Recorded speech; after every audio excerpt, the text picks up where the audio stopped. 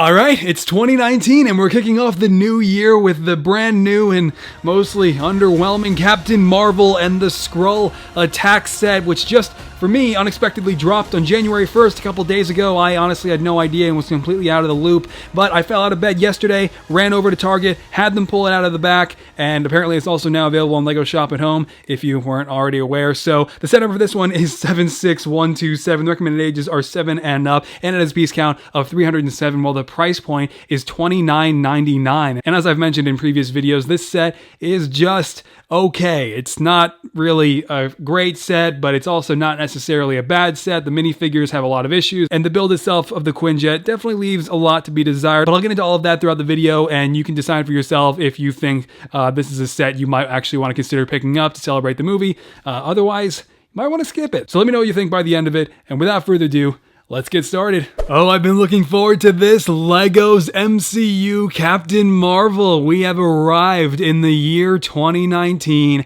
and this is what we got. And wow, what a shame. LEGO has been cutting corners with MCU sets for a long time, but I was hoping they would up their game again, at least a little bit in 2019, at least for a new breakout Avenger like Captain Marvel. Sure, this stuff doesn't matter to the majority of people, but for us, and as a minifigure customizer, reusing Black Widow's short hairpiece, Kira's face from the Han Solo movie, and skipping out on double molded boots is incredibly disappointing. There are better hairpieces available. I mean, they should have gone with this one, obviously in the right color, or this one even. There are plenty of options. Her hair doesn't look like this, it isn't this short, and it's just unnecessary. What's even more unnecessary is using Emilia Clarke's face from Solo for Brie Larson as Captain Marvel. As I've said before, LEGO has proven time and time again that they are more than capable of nailing likenesses. They could have done better. Mine's also misprinted this time too,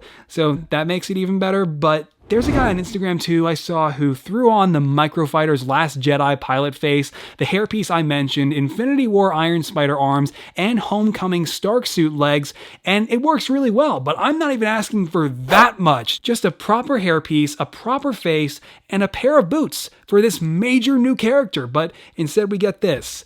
Of course, no one really knows what goes on behind the scenes. We can all keep speculating, but I figure some resources needed to be directed to these standout characters. Back in 2016, Wonder Woman got the full package. I won't even go into it, but it was great, although that's DC, so who knows? Regardless, let me know what you think. I realize this stuff doesn't bother everyone, and ultimately, I'll be making my own, but this was definitely a huge letdown, and based on leaks we've seen for the Endgame sets thus far, it's not going to get any better anytime soon, but at least side characters in the Star Wars sets and a few other themes will always get the full treatment. This is a low-quality minifigure, and they even gave us trans blue Power Blast pieces for her, but her powers are mostly orange, so that must have been due to concept or something. No one actually knows, of course, but if we just clip those in, you can pretty much see how these work. You just press down on the side and they fire, so it's great.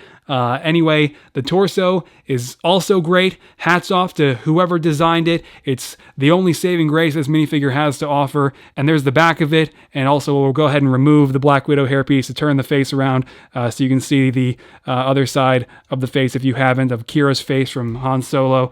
Again, also misprinted. So yeah.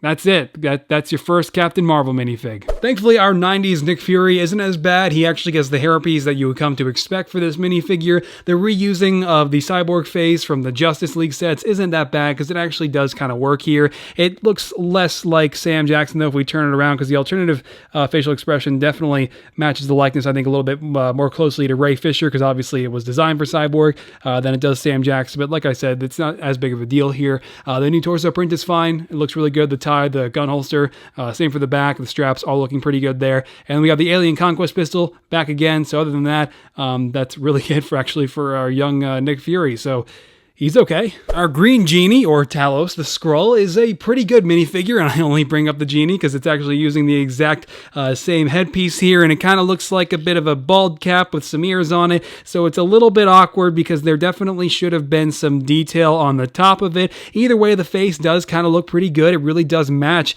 Ben Mendelsohn's likeness, I feel. That is definitely Orson Krennic. Check that out. The torso print is also really good, very accurate, I believe, too.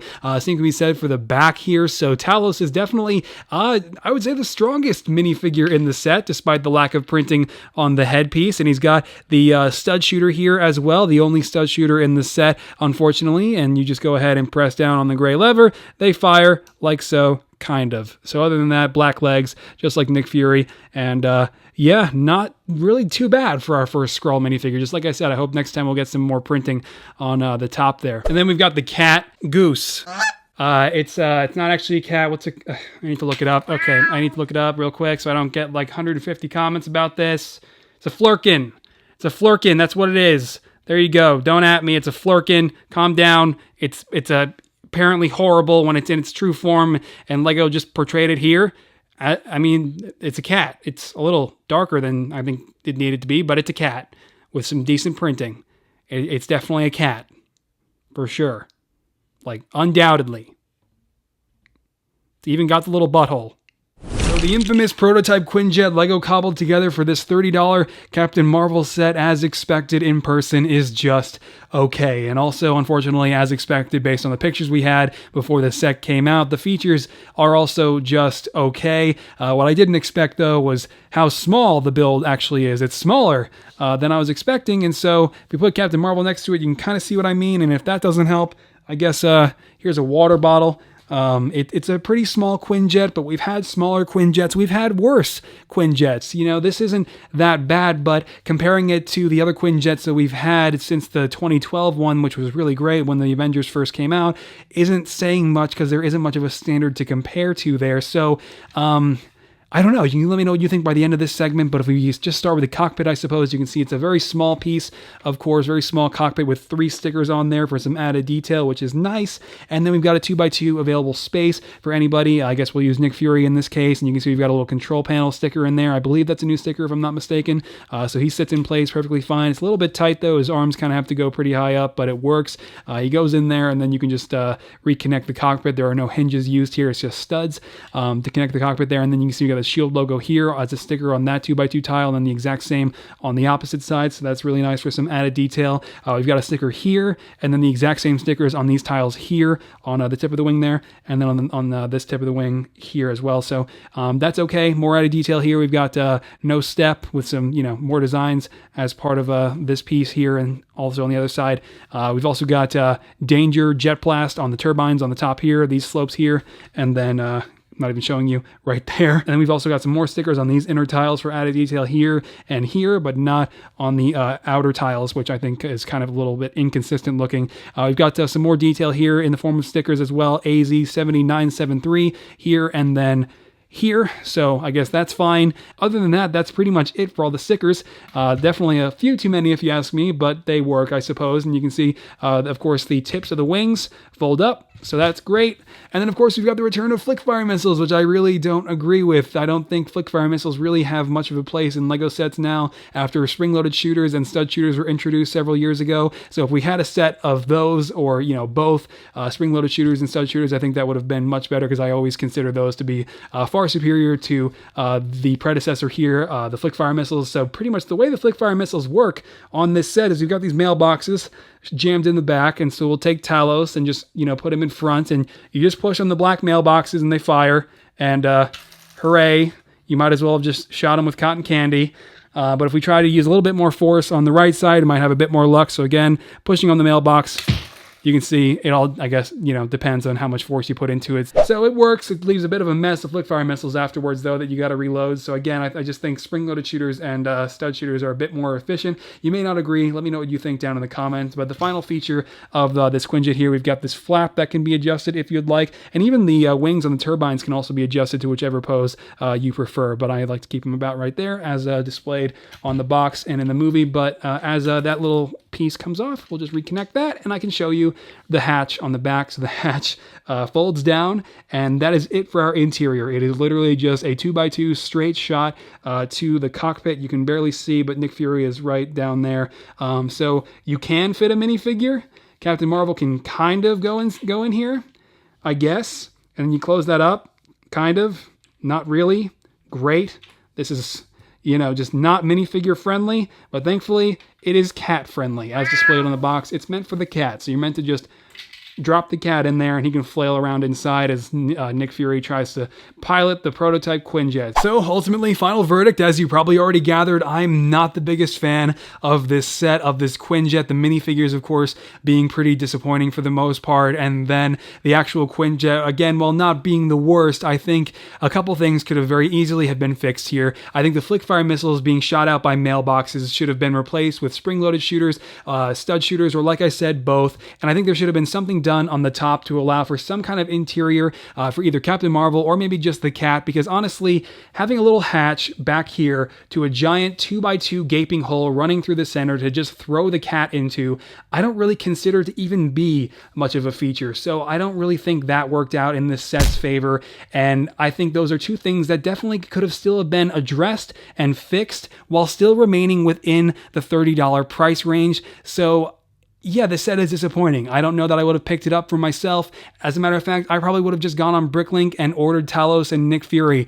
This is okay. Maybe you like it more than I do. You can let me know what you think down in the comments. And of course, a lot of this won't even matter to kids, which is totally fair, but I still figured it was worth pointing those two things out. And I would like to also play with hypotheticals for a second here and just kind of entertain the idea, because I can't help but wonder what a full-size Quinjet, similar to that of the one we received with the first Avengers film in 2012, would have been like for Captain Marvel, because then at that size, $50 to $60, we could have maybe even thrown in Ronin or Korath or the Star Force guys, Jude Law's characters. You know, there's a lot of potential in that idea, but also at the same time, playing the other side, I realize why LEGO opted for a small scale set like this. It does make sense considering not everybody is familiar with Captain Marvel quite yet, and especially kids, so it's fair. I just think that the build we did receive here could have been a little bit better, and Captain Marvel could have been a much higher quality minifigure had they poured the resources into it that I think were necessary. So that is it, guys.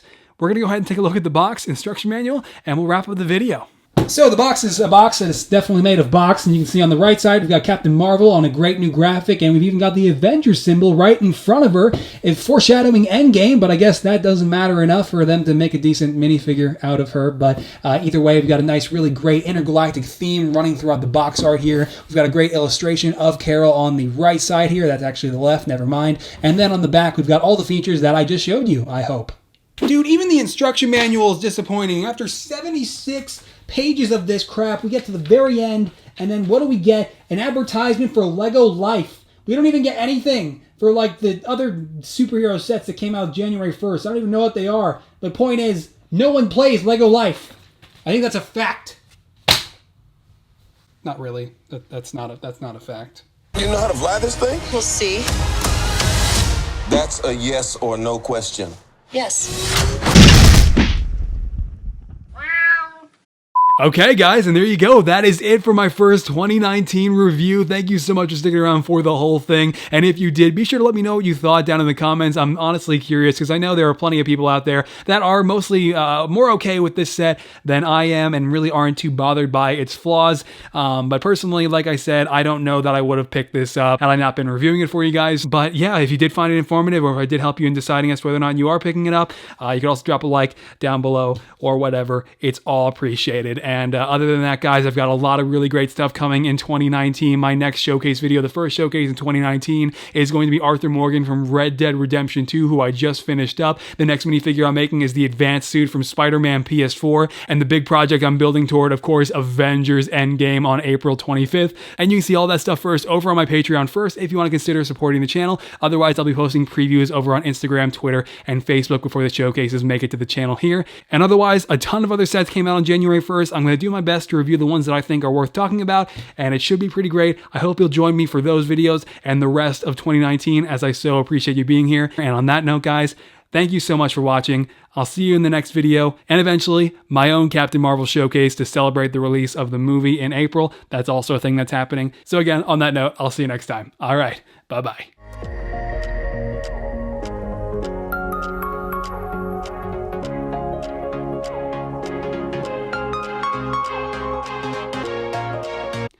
Okay, there's a damn ladybug on my studio. I'm going to use Captain Marvel to gently escort you out, good sir. If you could just, like, leave. Yeah, that would be great. Thanks so much, pal.